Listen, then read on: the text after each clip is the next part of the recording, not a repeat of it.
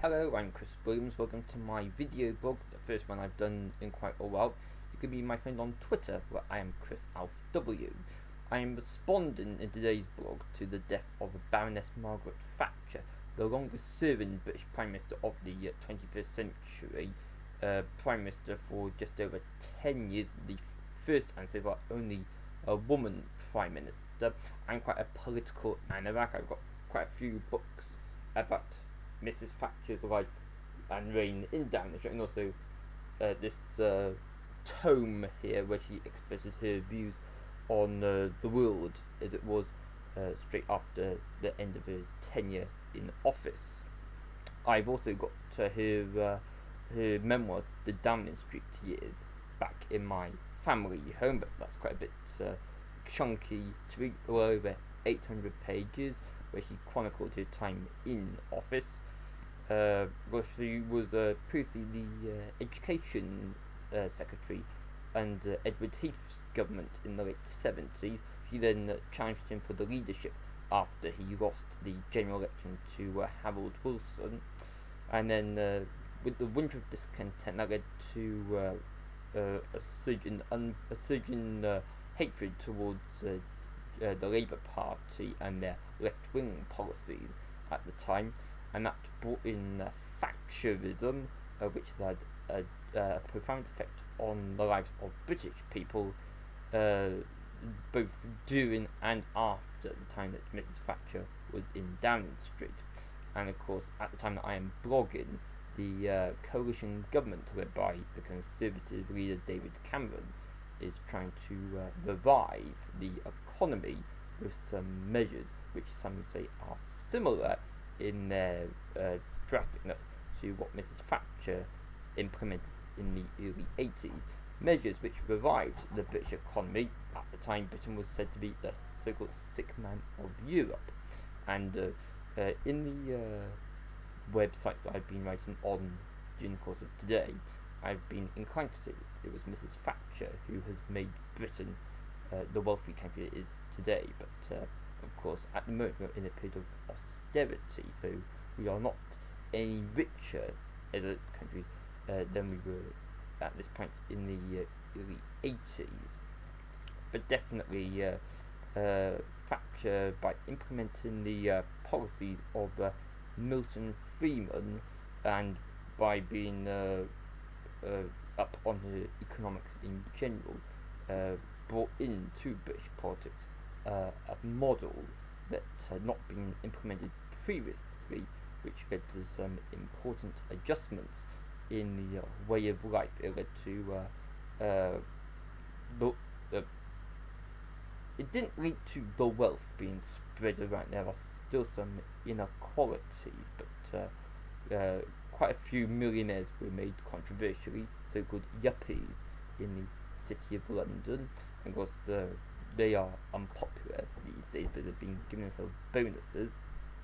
And of course, industry was reformed under Mrs. Thatcher. Some say that in those traditional industrial areas, there has been mass unemployment ever since, with few job prospects for the young people. Indeed, I myself come from an unemployment black spot where Mrs. Thatcher was not very popular when she was in office, but that has not led to the death of the Conservative Party. It is acknowledged that it is the Conservative Party, because of Mrs. Thatcher's time in office, that one must turn to for the economic medicine to improve the country's finances when there are recessions. Although, of course, there were recessions in the time that Mrs. Thatcher was in office, and some say that it was because of Mrs. Thatcher that these recessions were a bit more brutal than they could otherwise have been. But of course, on the other hand, I'm sure that economists have been saying that hard measures need to be taken for Britain to get back onto its feet. Otherwise, without these measures being taken, we would be as worse off as we were in the 70s. Of course, Mrs. Thatcher, well known for her stance on Europe. She was opposed to the European single currency. That is one of the key reasons why Britain is not in the European single currency. I've been reading the memoirs recently of the former Conservative Chancellor Norman Lamont, who came in under John Major, who of course succeeded Mrs. Thatcher. And I've been reading about the exchange rate mechanism, of which Mrs. Thatcher was a bit cautious about Britain joining, and she turned out to be right with her caution. She reluctantly allowed John Major to sign Britain up to the exchange rate mechanism, only for us to leave shortly afterwards. So she was a very good prophesizer of what was in the British interest, and of course, now that she has died, quite a few people have been inclined to say horrible things celebrating her death, but it is good to see that many opponents of this, including the Argentinian government, have been moderate with what they have been saying, and they have acknowledged that she has left a positive impact, not just on Britain, but on global politics in general. She played a key part in the end of the Cold War. She brought Russia in from the cold, and of course she had a very strong relationship with America under the presidency of Ronald Reagan. Right, I think that is all I wish to say about Mrs. Thatcher. I know that the global news coverage, not just in Britain but in other countries as well, has become a bit too much for some people to bear on this topic, because it's the death of an influential world leader who has got a place in history that is not likely to be surpassed anytime soon. I think most people will agree.